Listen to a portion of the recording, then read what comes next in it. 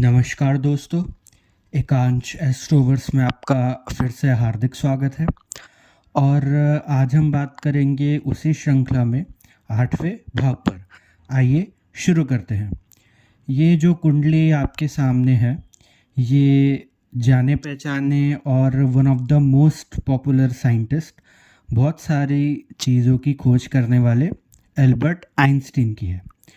तो जैसा आप देख सकते हैं, मिथुन लगन की कुंडली है, केतु दूसरे भाव में है, मंगल राहु 8वें भाव में है, शुक्र शनि सूर्य बुध सब दशम में है। तो जैसा कि आप देख सकते हैं कि लग्नेश जो कि बुध महाराज बने, अपने से दशम में जाके नीच के हो गए हैं। और एक बात आप नोट करेंगे कि लगन द्विस्वभाव का है और लग्नेश बुध महाराज जो हैं वो फिर से द्विस्वभाव राशि में बैठे हुए हैं।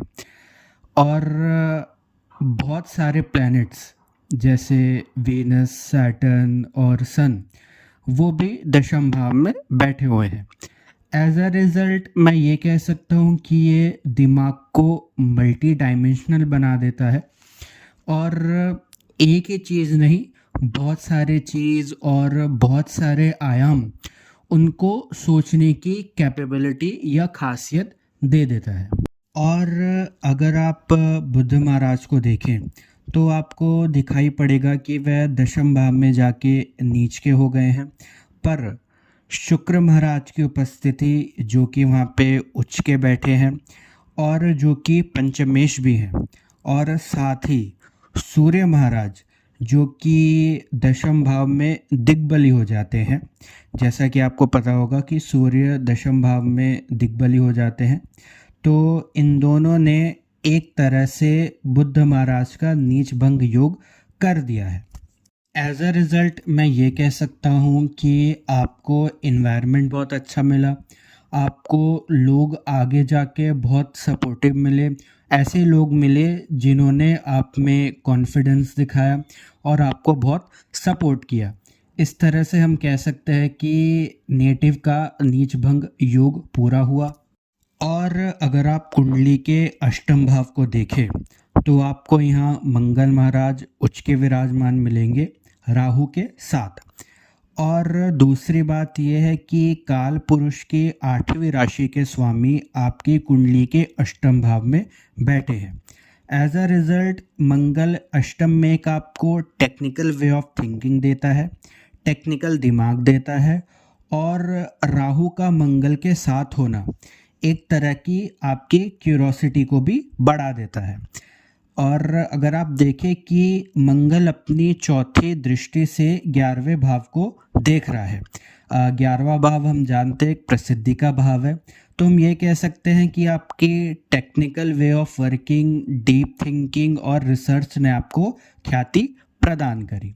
और हम यह भी देख सकते हैं कि अष्टमेश शनि लग्नेश के साथ विराजमान है और पंचमेश जो कि शुक्र महाराज हुए वो भी उच्च के विराजमान हैं। और दिमाग के कारक या दिमाग से जिनको जोड़ा जाता है जो कि बुध ग्रह है वह भी वही है। एज अ रिज़ल्ट हम कह सकते हैं कि ये पत्रिका डीप रिसर्च के लिए बहुत ही अच्छी है। और दशमेश और नवमेश का एक्सचेंज आप देखेंगे कि नवम भाव के स्वामी जो कि शनि बने वो दशम भाव में विराजमान है और दशम भाव के स्वामी जो कि बृहस्पति बने वो नवम भाव में विराजमान है। इनका एक्सचेंज हमें बताता है कि रिसर्च और डीप थिंकिंग ने आपकी दशा और दिशा दोनों ही बदल दी। और तीसरी बात यह है कि चंद्रमा भी आप देखें कि काल पुरुष की अष्टम राशि में बैठे हुए हैं। वृश्चिक राशि के बारे में आपको बता दूं कि वृश्चिक राशि को उसकी गहराई के लिए जाना जाता है, डीप रिसर्च और थिंकिंग के लिए ही यह राशि बहुत फेमस है। और चंद्रमा का यहाँ होना हमें बताता है कि नेटिव की तर्क शक्ति और भावनाएं बहुत गहरी होंगी, क्योंकि चंद्रमा जो कि दूसरे भाव का स्वामी है वे अपने से पंचम में जाके छठे भाव में विराजमान हो गया है। और एक जल तत्व का ग्रह एक जल तत्व की राशि में गया है। तो एज अ रिज़ल्ट भावनाओं का बहुत स्ट्रॉन्ग होना और तर्क शक्ति और सोच विचार कर ही निर्णय लेना, ये नेटिव की खासियत होगी। और लास्ट बात आप ये देखेंगे कि दोनों त्रिकोण के स्वामी जो कि शुक्र और शनि है, लग्नेश के साथ विराजमान है और केंद्र में विराजमान है। एज अ रिज़ल्ट हम ये कह सकते हैं कि काम में सफलता मिलना और आपके काम ने ही आपका नाम किया, हम इसको कह सकते हैं। तो आज की वीडियो में आपने देखा कि कैसे लग्नेश का द्विस्वभाव राशि में जाना, बहुत सारे ग्रहों का वाह होना और चंद्रमा और मंगल के प्लेसमेंट के कारण एक मल्टी डायमेंशनल या बहुआयामी सोच होना। तो इस वीडियो में आपने देखा। तो आपको ये वीडियो कैसी लगी मुझे कमेंट सेक्शन में ज़रूर बताइएगा। अपने सुझाव मुझे कमेंट सेक्शन में ज़रूर दीजिएगा।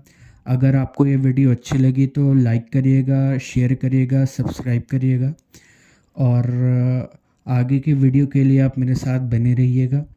और अगर आप मुझसे पर्सनली जुड़ना चाहते हैं तो मेरी मेल आईडी पर मुझे मेल कर सकते हैं या व्हाट्सएप मैसेज पर मुझे मैसेज कर सकते हैं।